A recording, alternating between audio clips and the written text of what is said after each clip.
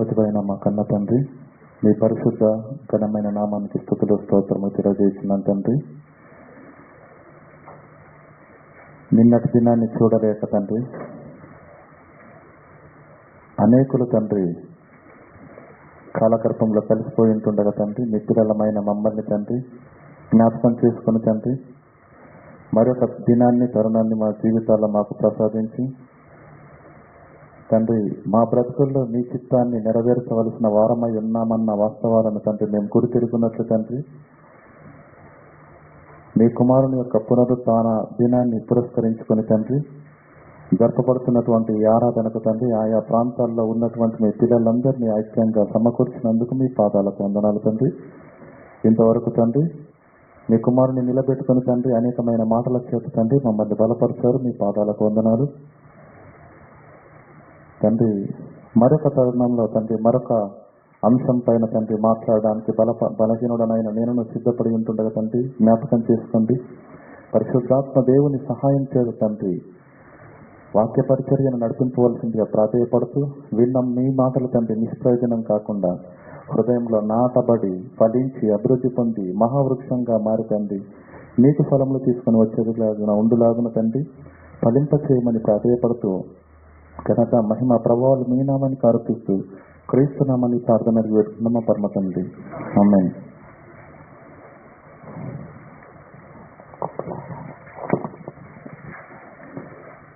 దేవుని నామానికి స్తోత్రములండి. ముందుగా మనందరినీ సజీవులుగా ఉంచినటువంటి పరలోకపు కన్న తండ్రికి కృతజ్ఞతాస్తులు తెలియజేస్తున్నాను. వేదికపై ఉన్నటువంటి పెద్దలకును దేవుని యొక్క దాసులకును దేవుని యొక్క వాక్యాన్ని వినటానికి ఆసక్తితో ఆయా ప్రాంతాల నుంచి వచ్చినటువంటి మీ అందరికి కూడా మన లోకరక్షకుడైనటువంటి యేసుక్రీస్తు ప్రభుల వారి పరిశుద్ధ నామంలో శుభములు వందనములు తెలియజేస్తున్నాను. ముందుగా ఏమండి, ఈరోజు మనందరికీ తెలుసు ఏంటండి, ప్రత్యేకమైన దినం కదా. ఏంటి? ఈస్టర్. పునరుత్థానం అనగానే మనకు స్మరించే ఏకైక మాట ఈస్టర్, అంతే కదా. యేసుక్రీస్తు ప్రభుల వారి యొక్క పునరుత్థానాన్ని మరి జ్ఞాపకం చేసుకున్నట్టుకు మరి ఈరోజు మనం అందరం ఇక్కడ కూడి ఉన్నాం. బాగా ఆలోచన చేద్దాం ప్రియులారా. అనేక సంవత్సరాల నుంచి అనేకమైనటువంటి క్రీస్తు పునరుత్థాన సభలకు వెళ్ళుండొచ్చు, దానికి సంబంధించిన మెసేజ్లు కూడా వినుండొచ్చు. అయినా ఇంకేదో నేర్పాలన్న ఆశ ఆలోచన దేవునికి మన ఎడల ఉన్నది కనుకనే మరి ఈ తరుణాన్ని ఈ అవకాశాన్ని మనందరికీ దయచేసి ఉన్నాడు కనుక చెబుతున్న వ్యక్తులను కాదు కానీ వినబడుతున్న దేవుని మాటకు మీ యొక్క మనసులను మీ యొక్క హృదయాలను తెరిచి మరి సిద్ధపడిన మనసులతో దేవుని యొక్క వాక్యాన్ని వినవలసిందిగా మీ అందరికీ మనవి చేసినంత ప్రియులారా. ఆలోచన చేద్దాం ప్రియులారా. యేసుక్రీస్తు యొక్క పునరుత్థానము. పునరుత్థానం అంటే చనిపోయిన వారిలో నుంచి తిరిగి లేవడం. ప్రియులారా, కాస్త కొన్ని నిమిషాలు లోకాన్ని గురించి ఒకసారి ఆలోచన చేద్దాం.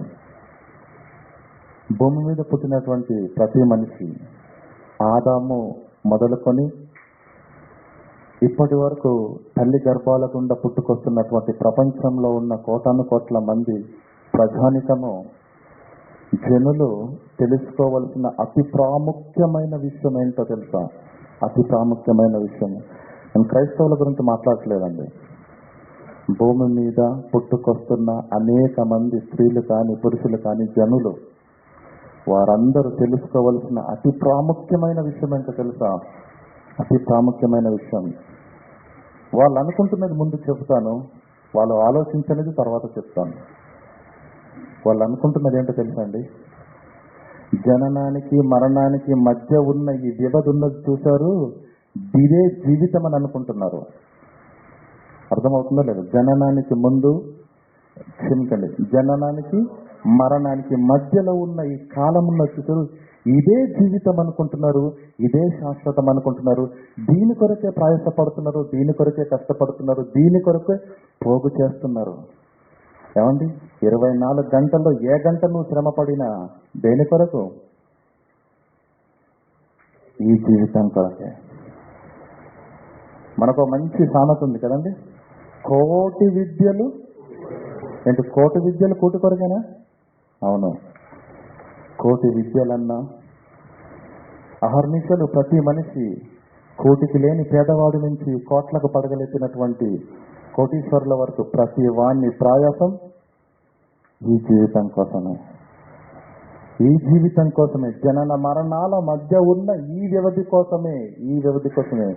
ఇదే జీవితం అనుకుంటున్నారు, ఇదే శాశ్వతం అనుకుంటున్నారు, దీని కొరకే ప్రయాసపడుతున్నారు, దీని కొరకే పరుగులు తీస్తూ ఉన్నారు. కానీ వాళ్లకు కూడా తెలుసు, తెలియదని చెప్పడానికి లేదు. ఈ బ్రతుకు శాశ్వతం అని అడగండి, తెలియదు అనుకుంటున్నారా? అందరికీ తెలుసు. ఈ 60 ఏళ్ల జీవితమే శాశ్వతం కాదన్న సంగతి అందరికీ తెలుసా తెలియదా? తెలిసేందుకు మరి ప్రయాసపడుతున్నారు? చేతులు కట్టుకొని ఇంటికాడ కూర్చోమని నేను చెప్పట్లా, కష్టపడండి. ఎందుకంటే మనము కష్టపడకపోతే మనకు ఆహారం రాదు, మనం ఆహారం తినకపోతే బ్రతికే అవకాశము లేదు. ఆహారము కలిగి తగు మాత్రపు వస్త్రముల చేత ఒకవేళ బ్రతికితే జీవితాలు అద్భుతంగా ఉంటాయండి. అది ఉంటుందండి ఆలోచన. మనవడు మనవరాల వరకు కూడా ఆలోచిస్తామండి. కూడబెట్టాలి కదా, ఆస్తులు కూడబెట్టాలి, భూములు కూడబెట్టాలి, ప్రాపర్టీలు పెరిగిపోవాలి, బ్యాంకులో బ్యాలెన్సులు పెరిగిపోవాలి. ఇవన్నీ చేయాలంటే నువ్వు పోతావు. మరి పోయే కాలం దగ్గరికి వచ్చినా కూడా సంపాదన సంపాదన సంపాదన సంపాదన. మరలా చెప్తున్నా పిల్లరా, జనన మరణాల మధ్య ఉన్న ఈ వ్యవధినే జీవితం అనుకుంటుంది ఈ మానవ ప్రపంచం, ఇంక్లూడింగ్ క్రైస్తవులు. ఇదొకటి జ్ఞాపకం పెట్టుకోండి. ఇక రెండో విషయం ఏంటంటే పిల్లరా, ఈరోజు అనేకమైనటువంటి సినిమా పాటలు ఉన్నాయి కదండి, తెలిసి తెలియని పాటలు, లేదంటే అనేక మంది మాట్లాడుతున్నటువంటి మాటలు ఎలా ఉంటాయంటే, తల్లితో ఒక కుమారుడు చెప్తున్నాడు, అమ్మా మరో జన్మ ఉంటే నీ కడుపునే పుడతాను, మరో జన్మ ఉంటే నీ కడుపునే పుడతాను. ఇంకా భార్యాభర్తల మధ్య నుండి మాటలు ఎలా ఉంటాయి ఏమండి? ఏ జన్మల బంధమో నిన్ను నన్ను కలిపింది. ఏ జన్మల, ఎన్ని జన్మలు ఉన్నాయి? పాట కూడా ఉంది కదండి, ఎన్నెన్నో జన్మల బంధం. నేను అడుగుతున్నానండి, ఎన్ని జన్మలు ఉన్నాయి? ఎన్నెన్నో జన్మల బంధం అంటుంటారు మరి వాళ్ళు. మళ్ళీ జన్మ ఉంటే అమ్మ నీ కడుపునే పుడతానంటున్నాడు. ఏ జన్మల బంధమో, 4వ జన్మనో 5వ జన్మనో 6వ జన్మనో 10వ జన్మనో ఏదో ఒక జన్మలో బంధం కలిసిందంట. ఆ బంధమే ఇక్కడికి వచ్చిందంట. ఏ జన్మల బంధమో నిన్ను నన్ను కలిపింది. ఎన్ని జన్మలున్నవి అర్థమవుతుందా? ఎన్ని జన్మలున్నవి ప్రియులారా? దేవునితో ఛాలెంజ్ చేసిందని చెప్పాను, సవాలు చేసి వచ్చింది అపవాది. దేని కొరకు? మర్చిపోవద్దు, ఈ 30వ తారీఖు వరకు జరిగే ప్రతిదీ సాతాను ఏ విధంగా మానవ ప్రపంచాన్ని అపోహతో మోసంతో మనందరినీ తప్పుతో పట్టించి పిచ్చి వాళ్ళుగా మనిషి దేవునికి కాకుండా చేస్తుందో అన్న ఆ అపవాదిని ఏమంటారు, గుట్టు రట్టు చేయడానికే, దాని యొక్క ఉనికిని బయట పెట్టడానికే అద్భుతమైనటువంటి మరి అంశాలతో సిద్ధంగా ఉన్నాం ప్రియులారా. వాడు తలపించినటువంటి వాడి అంబుదల పొదలో నుంచి వేసినటువంటి అగ్నిబాణమే మనిషికి ఎన్నో జన్మలున్నాయన్న అపోహల వాణ్ణి బ్రతికిస్తుంది. ఎన్నో జన్మలున్నవని. ఈ జన్మల పాపం చేసిన వాడు ఎటెళ్తాడటండి? వాడు చేసినటువంటి పాప కర్మల వలన కుక్కగా పుడతాడా, మళ్ళీ నక్కగా పుడతాడా? అలా ఈ జీవరాశులన్నీ జీవితాల్లోకి వెళ్ళి తిరిగి వచ్చిన తర్వాత చివరికి అప్పుడు పుడతాట మళ్ళీ మానవ జన్మ. అపవాది వేసిన అస్త్రం మానవ ప్రపంచాన్ని తప్పుతో పట్టిస్తుంది. మానవ ప్రపంచాన్ని తప్పుతో పట్టిస్తుంది. ప్రియులారా, పునర్జన్మ అనేది లేదు. పునర్జన్మ అనేది లేదు. పునరుత్థానము ఉంది. పునర్జన్మ వేరు, పునరుత్థానం వేరు.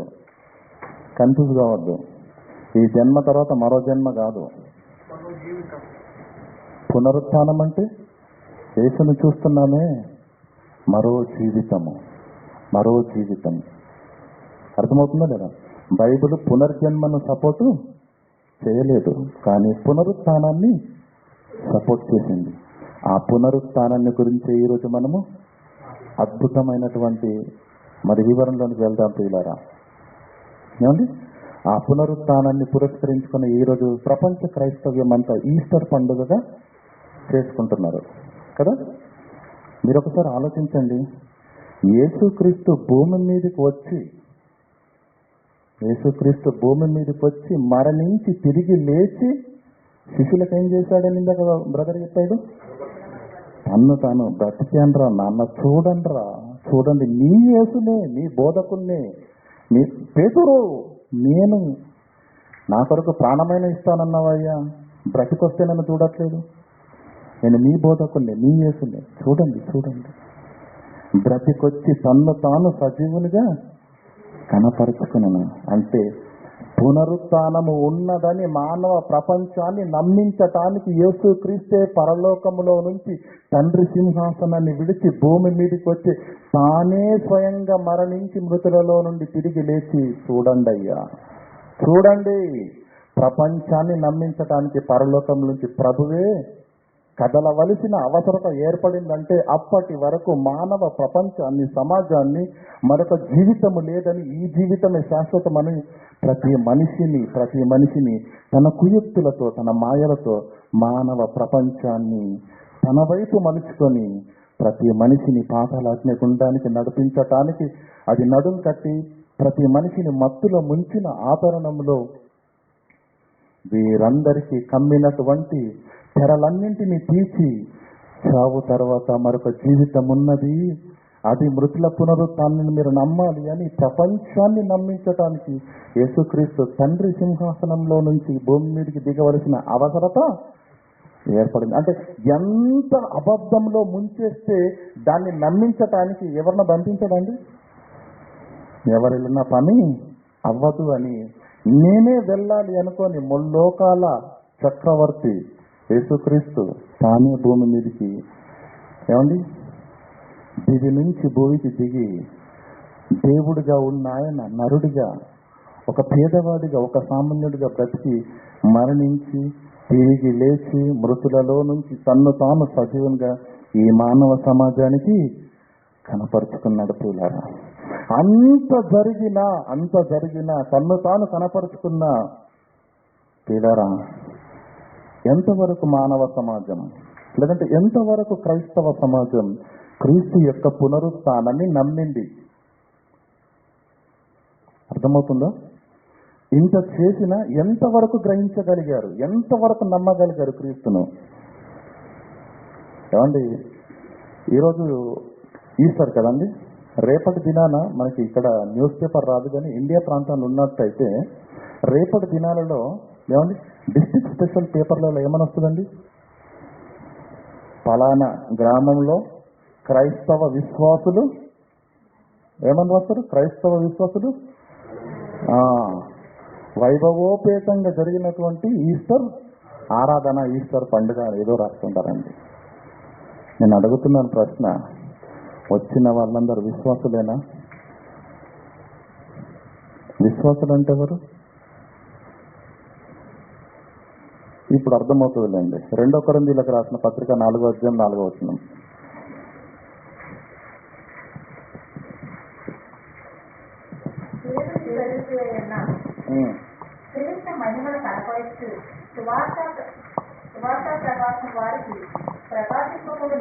ప్రకాశింపకుండు నిమిత్తము ఈ యుగ సంబంధమైన దేవత అవిశ్వాసులైన వారి మనోనేత్రములకు గురుడితనము కలగజేసెను అవిశ్వాసులైన వారి మనోనేత్రములకు, అవిశ్వాసులైన వారి మనోనేత్రములకు అని రాయబడి ఉందండి. ఎవరి అవిశ్వాసులు? ఇది జగాలి మనకు ముందు, ఇది తేలింది అనుకోండి మనం ఎదరికి వెళ్ళొచ్చు. ఎవరి అవిశ్వాసులు? మాట్లాడాలి ఏమండి. మనము దేవుని యొక్క వాక్యాన్ని పరిశీలన చేయించున్నాం అందరం కలిసి. అర్థమవుతుందా లేదా? ఎవరి అవిశ్వాసులు? మరలా చదవమ్మా.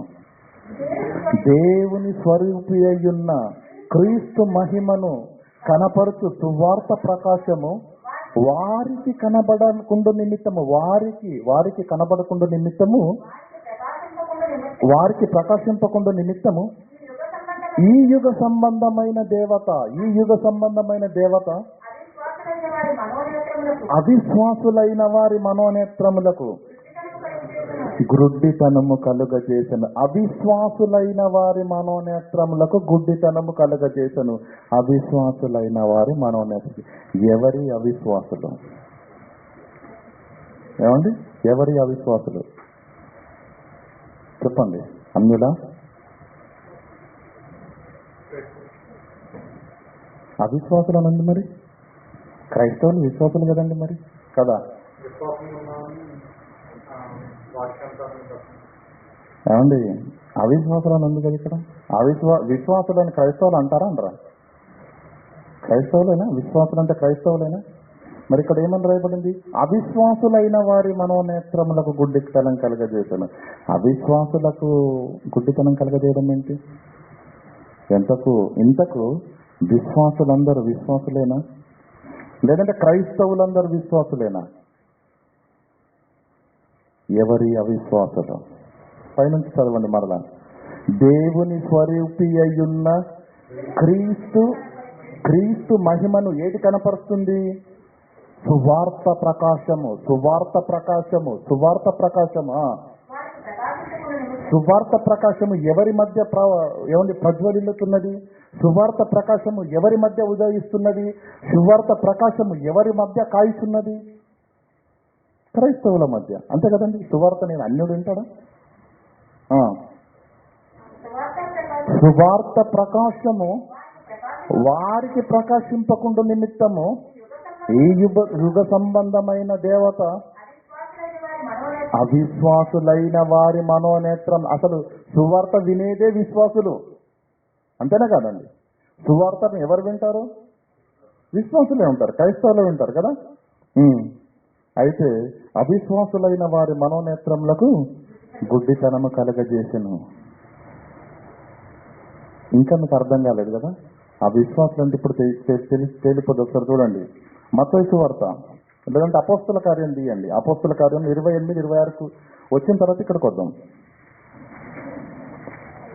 అపోస్తుల కార్యంలో 28వ అధ్యాయం 26వ వచనం.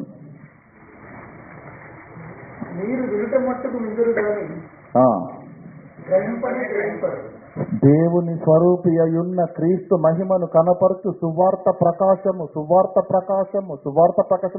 వారికి ప్రకాశింపకుండా నిమిత్తము ఈ యుగ సంబంధమైన దేవత అవిశ్వాసులైన వారికి గురుడితనమును కలుగజేసెను. మీరు వినుట మట్టుకు విందురు గాని. ఎవరి కేటగిరీ? మీరు వినుట మట్టుకు విందురు గాని గ్రహింపరు. చూచుట మట్టుకు చూతురు కానీ కానరు. ఏమండి, విన్నవాడికి తెలియాలా వద్దా? వినరు అని రాయలేదు ఇక్కడ. మీరు వినుట మట్టుకు చక్కగా వింటారు, అడిగిన దానికెల్లా తల ఆడించేస్తారు. మీరు వినుట మట్టుకు విందురు, గ్రహింపరు. పోని అపోస్తలుడైన పౌలు గారు కానీ, యేసుక్రీస్తు ప్రభుల వారు కానీ, పేతురు కానీ, ఆంధ్రయ్య కానీ, అపోస్తలు కానీ, బోధకులు కానీ, విశ్వాసులందరూ తెలుగువారు అనుకోండి. అరబీలో వచ్చేమైనా వాక్యం చెప్తున్నారా? పోనీ ఇంగ్లీష్లో చెప్తున్నారా? తమిళ్లో చెప్తున్నారా? మలయాళంలో చెప్తున్నారా? తమ మాతృభాషలోనే చెప్తున్నారు కదండి. చెబుతున్నారు, వింటున్నారు. వాక్యం కూడా ఏం చెప్తుంది? వాళ్ళు వింటున్నారనే చెప్పింది. మీరు వినుట మట్టుకు విందురు కానీ. భాష కూడా సేమే ఉంది కదండి. వేరే భాషలో చెబితే వీళ్ళకి ఆ భాష రాదండి, కాస్త అర్థం చేసుకోవడానికి ఇబ్బందిగా ఉందని కూడా మనమేమైనా ఆలోచించవచ్చు కదా. ఒకే భాష, మాతృభాష, చెబుతున్న బోధకుడిది మాతృభాష అదే, వింటున్న విశ్వాసుల మాతృభాష అదే. అంటే భాషలో ఏ విధమైనటువంటి ఆంతర్యము లేదు. మరి పోని వాళ్ళు వాక్యం చెబుతున్నప్పుడు పడుకున్నారంటే అది లేదు. ఏం చేస్తున్నారండి? మీరు వినుట మట్టుకు విందురు. విన్నవాడు గ్రహించాలా వద్దా అండి? విన్నవాడు గ్రహించాలా వద్దా? చూసినవాడు మీరు వినుట మట్టుకు విందురు గాని గ్రహింపనే గ్రహింపరు. చూచుట మట్టుకు చూతురు కానీ కాననే. అసలు ఏ విధంగా అర్థం చేసుకోవాలి చెప్పండి? ఈ మాటను ఏ విధంగా అర్థం చేసుకోవాలి? చెబుతున్న మాట వినబడుతున్నప్పుడు చెవులకు వినబడుతున్న ఆ స్వరము ఏమని మనకు అర్థమయ్యే భాష అయినప్పుడు దాన్ని గ్రహించాలా వద్దా? బ్రదర్ ఇటు రండి అంటే దాని అర్థం ఏంటి? నేను పిలిచాను, అతడి దగ్గరికి రావాలి, అంతేనే కదా. దాన్ని అర్థం చేసుకున్నవాడు గనక, అర్థమైంది గనక అతను ఖచ్చితంగా ఇక్కడికి రావాలి. వినుట మట్టుకు విందురు కానీ గ్రహింపని గ్రహింపరు. చూచుట మట్టుకు చూతురు కానీ కాననే కానరు. మార్కు సువార్త తీయండి ఒకసారి, లేదంటే 13 తీయండి. మత్తయి సువార్త 13 అధ్యాయం 15 వచనం. ఎందుకంటే ఈ అవిశ్వాసులు ఎవరో మనకు ముందు తెలిస్తే అప్పుడు మనం ఎదురుకెళ్దాం.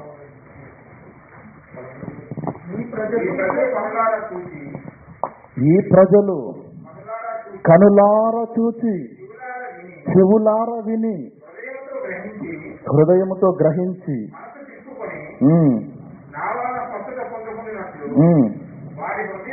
వారి హృదయము క్రొవ్వినది, వినుటకు. అదేలాగండి? వారు తమ కనులను మూసుకొని ఉన్నారు కనుక మీరు విను మట్టుకు విందురు. మరలా ఇక్కడ కూడా మత్తయ్య గారు ఏమంటున్నారు? వారు వినట్లేదండి, వారు చెప్పేటప్పుడు మధ్యలోనే వెళ్ళిపోతున్నారండి, వాక్యం చెప్పేటప్పుడు నిద్రపోతున్నారని చెప్పట్లా. వినుట మట్టుకు విందురు గాని గ్రహింపనే గ్రహింపరు. ఇంకా చూచుట మట్టుకు చూతురు గాని ఎంత మాత్రము తెలుసుకున్నారు. చూసింది మనకు అర్థమవుతుంది కదా, విన్నది కూడా మనకు అర్థమవుతుంది కదా, గ్రహింపు ఎందుకు లేదు? చెబుతున్న మాటల్లో గ్రహింపు లేదు, కళ్ళకు కనిపిస్తున్న దృశ్యాలను కూడా వారు పట్టించుకోవట్లేదు. మీకు అర్థం కావడంతో చిన్న ఎగ్జాంపుల్ చెప్తాను. పిచ్చాసుపత్రికి వెళ్ళామనుకోండి, పిచ్చాసుపత్రిలో ఏమంటే మతి స్థిమితం కలిగినటువంటి వాడి దగ్గరికి వెళ్ళామనుకో, వాడు ఇలా చూస్తుంటాడు. వాడి దగ్గరికి వెళ్ళి మనం ఇలా అన్నామనుకోండి, పట్టించుకుంటాడా? నేను ఫలానారా బాబు నేను వచ్చానన్నాం అనుకోండి, మాట్లాడు. అర్థమవుతుందా కదా? మనం ఏమైనా చెప్పామనుకోండి, వెళుతుంది స్వరం, ఇక్కడి వరకు వెళుతుంది, అతని కర్ణ బేరులో ప్రవేశించి ఏమండి తరంగాలలోని ఆయన చెవులోనికి వెళుతుంది మాటలు, కానీ గ్రహింపడు. మీరు వినుట మట్టుకు విందురు కానీ గ్రహింపని, చూచుట మట్టుకు చూతురు కానీ కాననే కానరు. అవిశ్వాసులు. క్రీస్తు సువార్తను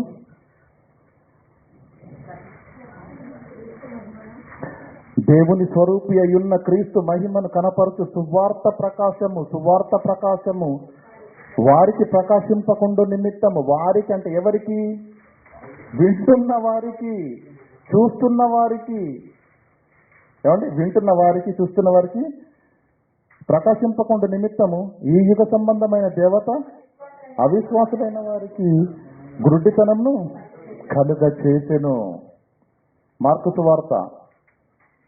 యేసు క్రీస్తు ప్రభుల వారే సాక్షాత్తు ఈ భూమి మీదకి వచ్చి పరలోకపు వైభవ సంగతులను ఎన్నింటినో భూమి మీద కనిపిస్తున్నటువంటి అనేకమైన వస్తువులను చూపించి ఉపమాన రీతిగా ఎంతో చెప్పి వారిని మార్చడానికి శాయశక్తుల ప్రయత్నించిన ఆనాటి ప్రపంచాన్ని అపవాది తన వైపు త్రిప్పుకొని మాయలో మత్తులో ఉంచి యేసుక్రీస్తు ఎన్ని చెప్పినా యేసుక్రీస్తు ఎన్ని చూపినా వారు వినుట మట్టుకు వింటున్నారు, కానీ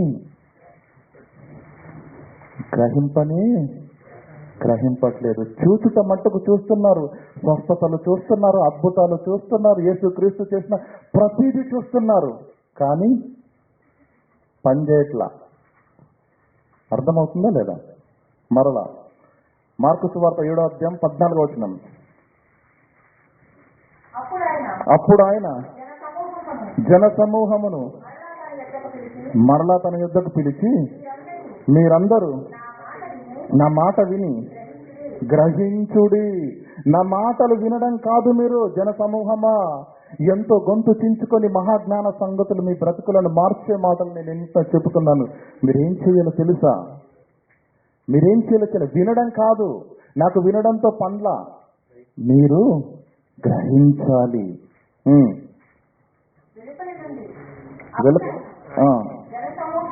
జన సమూహమును మరలా తన యుద్ధకు పిలిచి, మీరందరూ నా మాట విని గ్రహించుడి.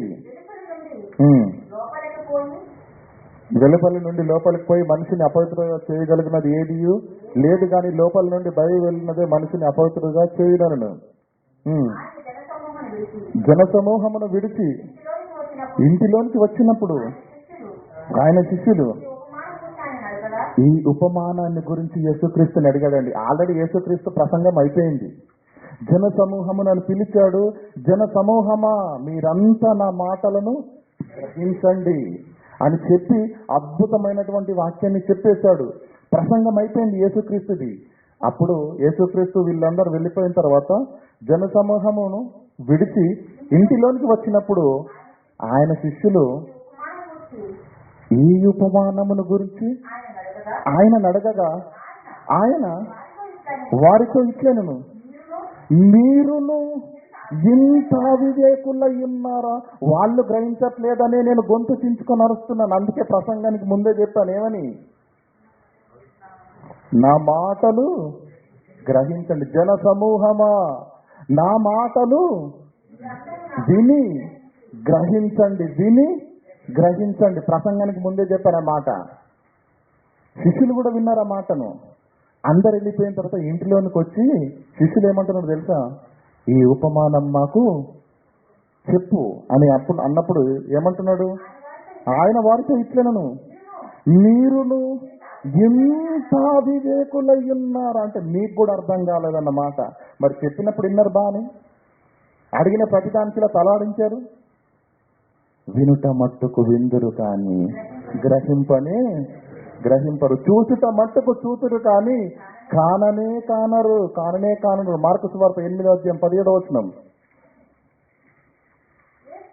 యేసు అది ఎరిగి మన యొద్ద రొట్టెలు లేవే అని మీరెందుకు ఆలోచించుతున్నారు? మీరింకను గ్రహింపలేదా? మీరింకను వివేచింపలేదా? మీరు కఠిన హృదయం కలిగిన వారై ఉన్నారు. మీరు కనులుండి చూడరా, చెవులుండి వినరా, జ్ఞాపకం చేసుకోరా? నేను ఏమండి, అనేక కార్యాలు జరుగుతున్నప్పుడు యేసుక్రీస్తుతో ఉన్నప్పుడు ఏమైనా పని చేయాలా వద్దా? ఒకానొక సందర్భంలో 5 రొట్టెలు 2 చిన్ని చేపలతోటి యేసుక్రీస్తు 5,000 మందికి ఆహారం పెట్టాడా లేదా? శిష్యుల కళ్ళ ముందటనే జరిగింది. 5 రొట్టెలను తీసుకొచ్చారు, 2 చిన్ని చేపలను తీసుకొచ్చి యేసుక్రీస్తు దగ్గర పెట్టగానే యేసుక్రీస్తు ఏమన్నాడు తెలుసా? వీళ్ళన్నారు శిష్యులు, ఇన్ని వేల మందికి ఇవేమాత్రం యేసు ప్రభు అనంటే, జనాలను పచ్చిక మీద కూర్చోమని మీరు వాడరేయండి, మీరు కూర్చోబెట్టండి అన్నాడు. అంతే. పరలోకపు తండ్రికి కృతజ్ఞతాస్తులు చెల్లించగానే వీళ్ళు వడ్డిస్తూనే ఉన్నారు. రొట్టెలు తరగట్లేదు, చేపలు తరగట్లేదు, రొట్టెలు తరగట్లేదు, చేపలు తరగట్లేదు, రొట్టెలు తరగట్లేదు, చేపలు తరగట్లేదు. 5,000 మంది తిన్న తర్వాత 12 గంపలు ఎత్తిరట. ఏంటి? మిగిలిపోయిన రొట్టె ముక్కలు, చేప ముక్కలు. అర్థం కావాలా వద్ద? అప్పుడైన యేసుక్రీస్తు యొక్క ప్రభావం ఏంటో, యేసుక్రీస్తు యొక్క శక్తి ఏంటో, యేసుక్రీస్తు యొక్క మహిమ ఏంటో అప్పుడని అర్థం కావాలా వద్దా? ఈ కార్యం జరిగింది. మరలా కొన్ని రోజులకు అక్కడ ఇంకొక సందర్భంలో సేమ్ అదే సిచ్యువేషన్ వచ్చింది. వచ్చినప్పుడు బుర్ర పనిచేయాలా వద్దా? శిష్యులకే నేను అడిగేది, ఆనాడు 5 రొట్టెలను 2 చేపలను 5,000కు పెట్టినటువంటి మా ప్రభువు ఉండగా ఆహారం గురించి మాకు చింతేలనయ్యా, మీరు వాక్యం నుండి తర్వాత శుభ్రంగా పెడతాడు అన్నారా? మళ్ళీ అదే మాట, రొట్టెలు లేవు, చేపలు లేవు, ఇంతమందికి ఆహారం ఎక్కడి నుంచి వస్తుంది, ఇక్కడ హోటళ్ళు లేవు, రెస్టారెంట్లు లేవు. అదే ఆలోచన. అప్పుడు యేసుక్రీస్తు గద్దించు, మీరింకను గ్రహింపలేదా? యేసు 17వ వచనం, యేసు ఎరిగి మన యొద్ద రొట్టెలు లేవని మీరెందుకు ఆలోచిస్తున్నారు? రొట్టెలుంటేనే ఆనాడు 5,000 మందికి నేను ఆహారం పెట్టానా? చేపలుంటేనే ఆనాడు 5,000 మంది కడుపులు నింపానా? నా మహత్యం మీ కళ్ళ ముందట కనిపించలేదా? మీరు చూడలేదా? ఆనాడు 5 రొట్టెలు 2 చిన్ని చేపలతోటి 5,000 మందికి నేను ఆహారం పెట్టానంటే నా కన్న తండ్రిని నేను ఏదడిగినా ఖచ్చితంగా ఫలభరితము చేసి ఆశీర్వదిస్తాడు. అది మీ కన్నులతోనే చూశారు కదా. ఇప్పుడు అదే సందర్భం రాగానే మీ అందరిలో ఏం మాట్లాడాలి? అప్పుడు ఏం మాట్లాడాలి? మీరేం ఆలోచించాలి? 5 రొట్టెలు 2 చేపలతోనే 5,000 మందికి ఆహారం పెట్టిన సమర్థత సత్తా ఉన్న మా ప్రభువు దాన్ని అనుగ్రహించే దేవుడు ఉంటుండగా మాకు ఆహారం గురించి చింతేలా అని ఉండాలి వాళ్ళు. కానీ ఏం చేస్తున్నారు మరలా? యేసు అది ఎరిగి మన యొద్ద రొట్టెలు లేవని మళ్ళీ రొట్టెల గురించి ఎందుకయ్యా, రొట్టెల గురించి ఎందుకు దండగా ఈ ఆలోచన అని ఏమంటున్నాడు? మీరెందుకు ఆలోచిస్తున్నారు? మొన్న జరిగింది జ్ఞాపకం లేదా? దాని గురించి ఆలోచిస్తలేరా? అది అర్థం కాలేదా మీకు? మీరింకనూ గ్రహింపలేదా? వివేచింపలేదా? మీరు కఠిన హృదయం కలిగిన వారై ఉండి, వచ్చిందా ఆన్సర్? మీరు కనులుండి చూడరా అంటే ఆ రోజు కళ్ళు మూసుకున్నారండి వాళ్ళందరూ? 5,000 మంది కానీ 12 మంది శిష్యులు కానీ యేసుక్రీస్తు మీరు ఏ చేస్తున్నారు అద్భుతం మేము చూడమయ్యా అని చెప్పేసి కళ్ళు మూసుకున్నారా? కనులుండి చూశారు, చెవులతో విన్నారు ఆ మాటలన్నీ. జ్ఞాపకాలు లేవు. చూశారు, విన్నారు, జ్ఞాపకం కూడా లేదు. నేను 5,000 మందికి 5 రొట్టెలు పంచి ఇచ్చినప్పుడు మీరు ముక్కలు ఎన్ని గంపలు ఎత్తిరు అడిగినప్పుడు మళ్ళీ శుభ్రంగా చెప్తున్నారండి. 12 గంపలు. అది మర్చిపోలేదు. మళ్ళీ 12 గంపలు ఎత్తామన్న మాట గుర్తుందే తప్ప 5,000 రొట్టెలు 2 చిన్న చేపలతో 5,000 మందికి ఎలా ఆహారం పెట్టాను అది గుర్తులేదా? అది అర్థం కాలేదా? దాన్ని గ్రహించలేదా?